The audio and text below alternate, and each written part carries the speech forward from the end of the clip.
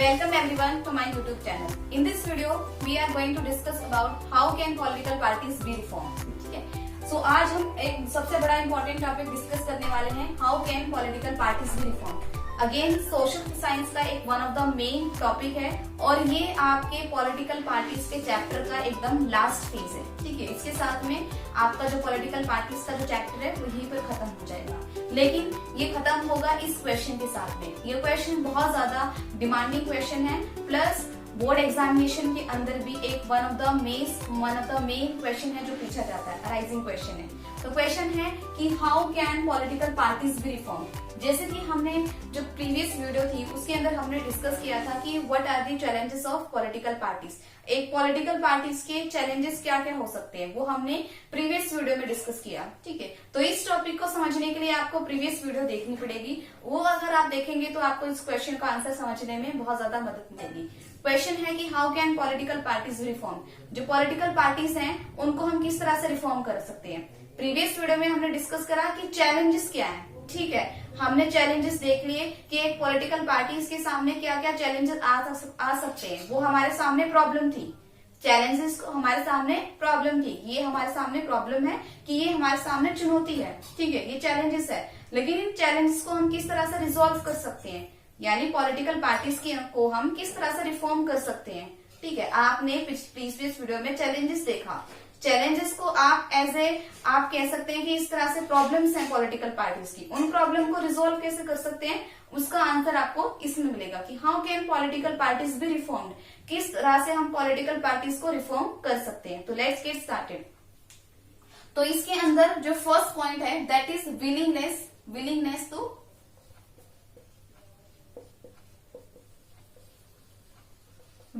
To reform. यानी political parties के अंदर जो है एक विलिंगनेस होनी चाहिए, एक विल पावर होनी चाहिए कि हाँ मुझे अपनी पॉलिटिकल पार्टीज के अंदर जो है चेंज लाना है. उसका जो बेसिक स्ट्रक्चर है उसको रिफॉर्म्ड करना है, या उसके रूल्स रेगुलेशन, उसके फंडामेंटल प्रिंसिपल्स, उसके अंदर मुझे चेंज लेकर आना है. तो सबसे वन ऑफ द मेन जो बेस पॉइंट है इस क्वेश्चन का आंसर का वो यही है कि विलिंगनेस होनी चाहिए, एक इच्छा शक्ति होनी चाहिए कि हाँ पॉलिटिकल पार्टीज के अंदर कि हाँ मुझे रिफॉर्म्स लेकर आना है. जैसे कि एक स्टूडेंट के मन में होनी चाहिए willingness to do hard work. ठीक है, तो जब तक आपके अंदर विलिंगनेस नहीं होगी हार्ड वर्क करने की तब तक आप हार्ड वर्क नहीं करेंगे. तो उसी तरह से पॉलिटिकल पार्टीज के अंदर एक विलिंगनेस होनी चाहिए, एक विल पावर होनी चाहिए to bring reforms in their political parties, ताकि वो पॉलिटिकल पार्टीज के अंदर चेंज लेके आ सके. जब तक आपके अंदर विलिंग पावर नहीं होगी तब तक आप कोई भी चेंज नहीं लेके आ सकते. तो जो फर्स्ट पॉइंट है दैट इज विलिंगनेस. ठीक है, सेकेंड पॉइंट है जो इसके अंदर one of the main important point है that is efforts and reforms.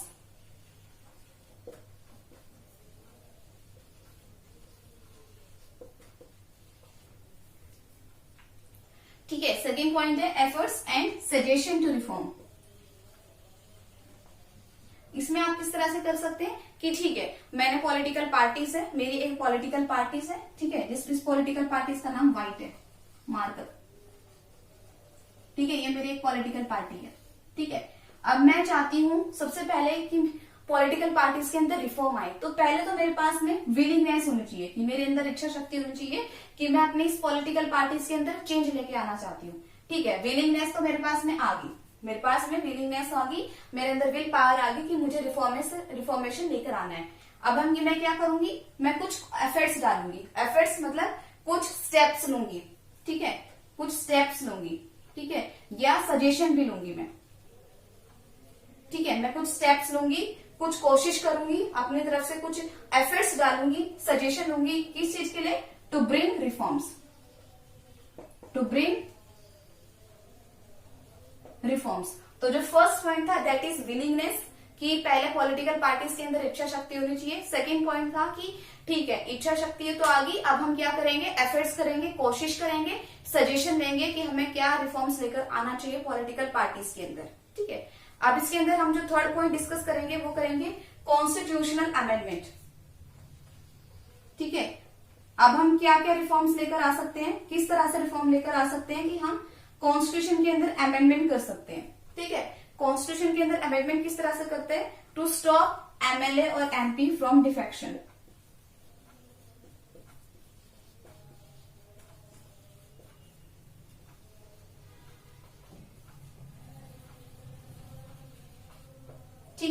इसका मतलब क्या है, अब आपको ये तो समझ में आ गया होगा कि कॉन्स्टिट्यूशन अमेंडमेंट का मतलब आपको समझ में आ गया होगा कि जो इंडिया का जो कॉन्स्टिट्यूशन है हमारा, उसके अंदर हम अमेंडमेंट लेकर आ रहे हैं. What is the meaning of amendment here? To bring out change.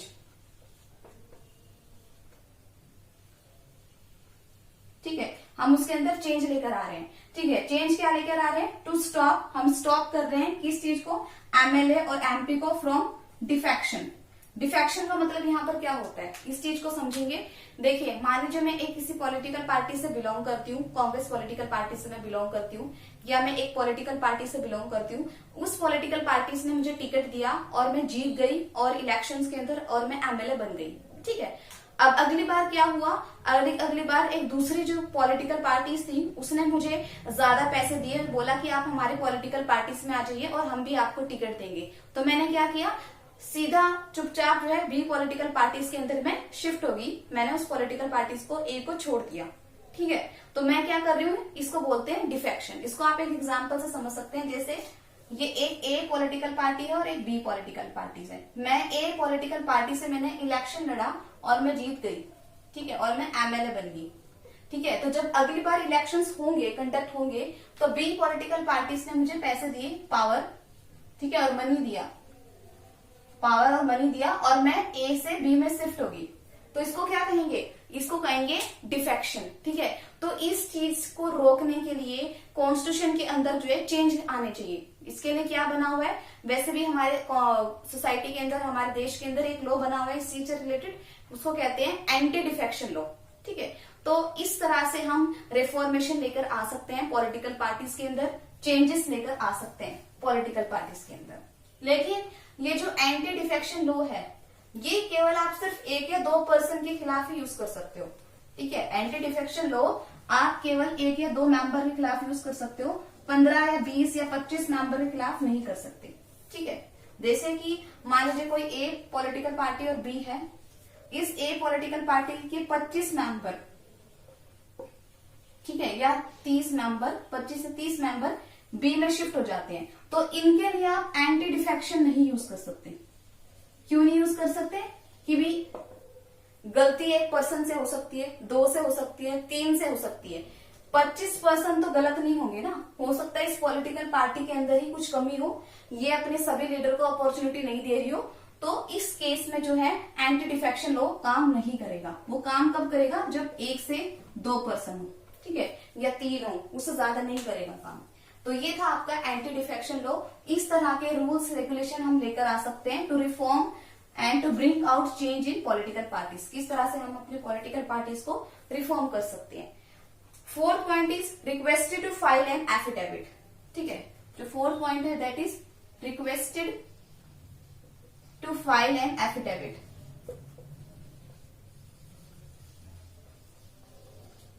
हम एक एफिडेविट फाइल कर सकते हैं. ठीक है, एक एफिडेविट फाइल कर सकते हैं. मतलब मैं एक पेपर जो है, एफिडेविट फाइल का मतलब क्या है कि मैं जितनी भी किसी भी पॉलिटिकल पार्टी से हूँ, किसी भी पॉलिटिकल पार्टी से मैं ज्वाइन करती हूँ. ठीक है, तो सबसे पहले हर पॉलिटिकल पार्टी अपने आप को इलेक्शन कमीशन में रजिस्टर कराती है. ठीक है, तो किसी भी पॉलिटिकल पार्टीज का मेंबर बनने से पहले किसी भी एमएलए और एमपी को एक एफिडेविट फाइल करना पड़ेगा. एक एफिडेविट जो है उसको प्रेजेंट करना पड़ेगा. एफिडेविट में क्या लिखा होगा कि भी मैं इस पॉलिटिकल पार्टी से जुड़ रहा हूँ और मैं यहाँ के इलेक्शंस लड़ रहा हूँ और मैं ये चुनाव फ्री एंड फेयर लड़ूंगा और मैं लोगों के वेलफेयर के लिए काम करूंगा. और इस एफिडेविट में जो चीजें लिखी हैं वो मेरे बारे में सही लिखी हैं. ठीक है, अगर मैं इस एफिडेविट से अलग कुछ काम करता हूं तो आप मेरे खिलाफ एक्शन ले सकते हैं.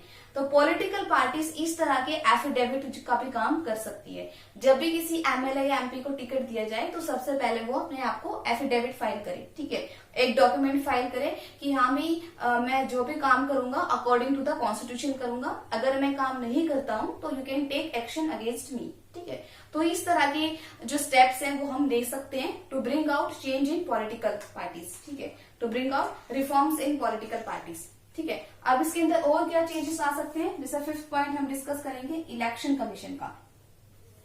आप जानते हैं कि इलेक्शन कमीशन एक इंडिपेंडेंट बॉडी है जिसकी मेन रिस्पॉन्सिबिलिटी है to conduct free and fair elections. ठीक है, फ्री एंड फेयर इलेक्शंस को कंडक्ट कराना। अब ये क्या कर सकते हैं हम, एक पॉइंट हम इसमें बना सकते हैं कि mandatory for all the political parties to organise elections. ठीक है, हम पॉलिटिकल पार्टीज के लिए इलेक्शन कमीशन के अंदर जो है हम तो सबसे पहले अपने आप को रजिस्टर कराएं। ठीक है, इलेक्शन कमीशन इस तरह से रिस्पॉन्सिबिलिटी ले सकता है कि ये पॉलिटिकल पार्टीज किस तरह से काम कर रही है, क्या चेंजेस लेकर आ रही है। ठीक है, तो ये स्टेप्स भी हम ले सकते हैं to bring out reforms in the political parties. ठीक है, law to regulate internal affairs, ठीक है, शुड बी मेड। ठीक है, law to regulate internal affairs.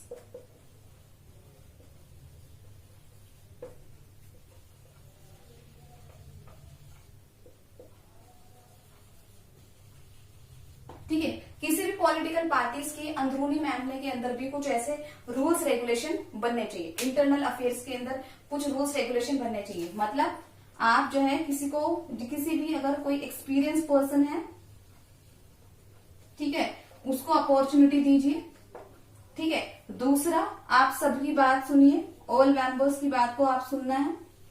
ठीक है, और इस तरह के चेंज हम लेकर आ सकते हैं पॉलिटिकल पार्टीज के अंदर। ठीक है, कि हम मेरे एक पॉलिटिकल पार्टीज है, मैं इंटरनल अफेयर्स मैटर्स में चेंज लेकर आऊंगा या लाऊंगी, तो मैं क्या करूंगी, जो एक्सपीरियंस पर्सन है, जो एलिजिबल पर्सन है, उसको टिकट दे सकते हैं। ठीक है, कोई क्रिमिनल बैकग्राउंड का पर्सन मेरी पॉलिटिकल पार्टीज के अंदर नहीं होना चाहिए, नो क्रिमिनल बैकग्राउंड।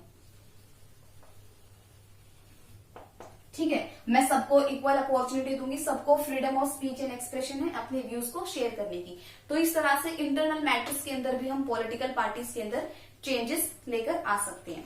ठीक है, विमेन्स को भी आप अपॉर्चुनिटी दे सकते हैं। ठीक है, कि आप 7 पॉइंट भी यहाँ पर लिख सकते हैं। ठीक है, कि विमेन्स को भी आप अपॉर्चुनिटी दे सकते हैं। ठीक है, उनका एक स्पेसिफिक कोटा होना चाहिए। ठीक है, पॉलिटिकल पार्टीज के अंदर इलेक्शंस को लड़ने के लिए। तो ये थे क्लास हमारे कुछ 7 पॉइंट्स जो आपके इस टॉपिक के लिए जरूरी थे। ठीक है, इन 7 पॉइंट्स को आई थिंक आपको समझ में आ गए होंगे। तो ये क्वेश्चन आपके लिए बहुत ज्यादा जरूरी था कि how can political parties B reformed. तो इस टॉपिक के साथ में ये जो चैप्टर है ये यहीं पर कंप्लीट होता है। ठीक है, I hope you like this video. If you like this video please like, share and subscribe my YouTube channel. Thank you so much.